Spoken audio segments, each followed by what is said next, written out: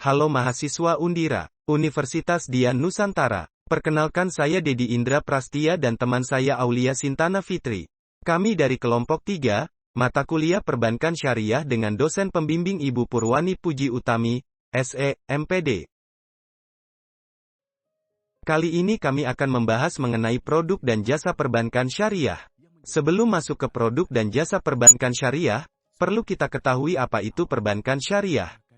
Perbankan syariah atau Al-Masyrafiyah Al-Islamiyah adalah suatu sistem perbankan yang pelaksanaannya berdasarkan syariat Islam.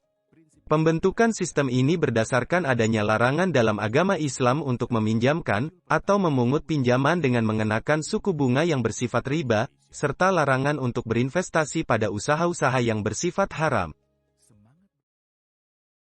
Setelah mengetahui apa itu perbankan syariah, mari kita cari tahu bagaimana perbankan syariah menghimpun dana mereka. Ada dua prinsip yang digunakan perbankan syariah dalam menghimpun dana. Yang pertama, prinsip wadiyah. Prinsip ini ada dua, yaitu wadiyah yadamanah. Pihak yang dititipi bank bertanggung jawab atas keutuhan harta titipan sehingga ia boleh memanfaatkan harta titipan tersebut. Dan prinsip wadiyah amanah. Dalam prinsip wadiyah ini harta titipan tidak boleh dimanfaatkan oleh yang dititipi. Yang kedua adalah prinsip mudharabah. Dalam mengaplikasikan prinsip mudharabah, penyimpanan atau deposan bertindak sebagai sahibul ma atau pemilik modal dan bank sebagai pengelola. Dana tersebut digunakan bank untuk melakukan murabahah atau ijarah seperti yang telah dijelaskan terdahulu. Dapat pula dana tersebut digunakan bank untuk melakukan mudharabah kedua. Hasil usaha ini akan dibagi hasilkan berdasarkan nisbah yang disepakati.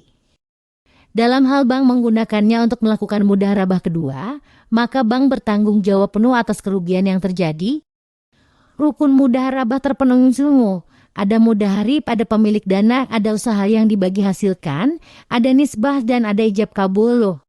Selain dua prinsip penghimpunan dana tersebut, bank syariah dalam penyaluran dananya, biasanya diperlukan akad pelengkap.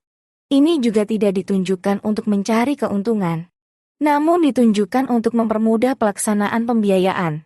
Alat pelengkap ini dibolehkan untuk meminta pengganti biaya-biaya yang dikeluarkan untuk melaksanakan akadnya. Selanjutnya mari kita cari tahu apa saja produk bank syariah.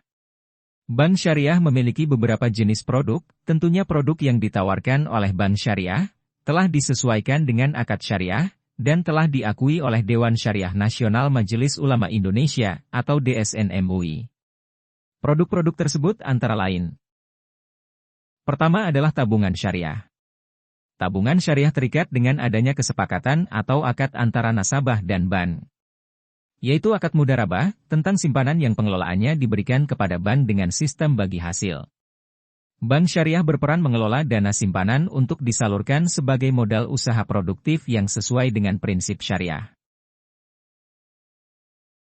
Yang kedua adalah produk deposito syariah. Produk ini bisa didapatkan untuk nasabah perorangan dan perusahaan dengan menggunakan prinsip mudharabah.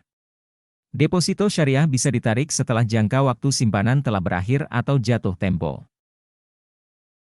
Produk selanjutnya adalah gadai syariah. Gadai syariah adalah produk pinjaman tunai dari bank syariah kepada nasabahnya. Khususnya dalam hal ini, gadai syariah menggunakan akad ran atau ijarah. Sebagai syarat utama, nasabah wajib menyerahkan barang jaminan. Pada penerapannya, jika nasabah atau debitur tidak sanggup melunasi cicilan, barang jaminan akan dijual untuk menutupi utang. Jika harga jualnya melebihi utang, kelebihannya akan dikembalikan kepada debitur. Yang keempat, pinjaman syariah. Pinjaman syariah adalah produk pinjaman dari bank syariah. Nasabah wajib melunasi utang tersebut dalam bentuk pembayaran langsung atau cicilan. Transaksi semacam ini tidak tergolong riba selama bertujuan tolong-menolong dan tetap mengikuti syariat. Terakhir adalah giro syariah. Giro syariah merupakan produk simpanan di bank syariah yang dana bisa ditarik dengan menggunakan cek atau biliet giro selain kartu ATM.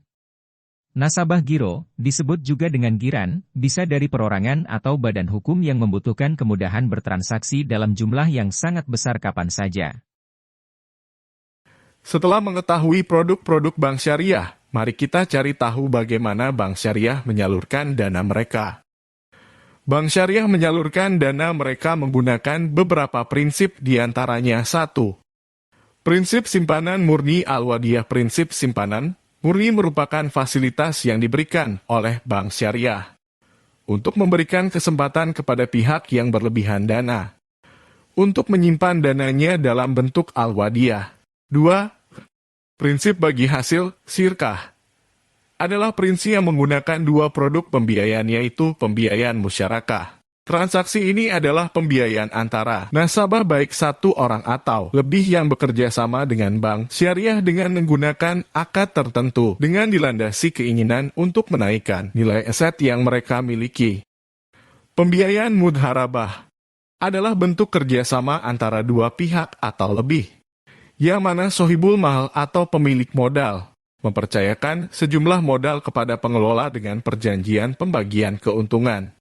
3. Prinsip jual-beli adalah sistem yang menerapkan tata cara jual-beli, di mana bank akan membeli terlebih dahulu barang yang dibutuhkan atau mengangkat nasabah sebagai agen bank melakukan pembelian barang atas nama bank. Kemudian bank menjual barang tersebut kepada nasabah dengan harga sejumlah harga beli ditambah keuntungan. Margini. 4. Prinsip sewa, ijarah. Transaksi ijarah dilandasi adanya perpindahan manfaat. Jadi pada dasarnya prinsip ijarah sama saja dengan prinsip jual-beli, tapi perbedaannya terletak pada objek transaksinya. 5. Prinsip jasa, al-adl wa umulah. Prinsip ini meliputi seluruh layanan non-pembiayaan yang diberikan bank. Bentuk-bentuk yang berdasarkan prinsip ini antara lain bank garansi, clearing, inkaso, jasa transfer, dan lain-lain. Secara syariah prinsip ini didasarkan pada konsep al-ajr wal umulah. Pada sistem operasi bank syariah, pemilik dana menanamkan uangnya di bank tidak dengan motif mendapatkan bunga, tetapi dalam rangka mendapatkan keuntungan bagi hasil. Itulah beberapa materi yang dapat kami sampaikan. Semoga materi kali ini dapat bermanfaat buat kita semua. Terima kasih dan sampai jumpa kembali.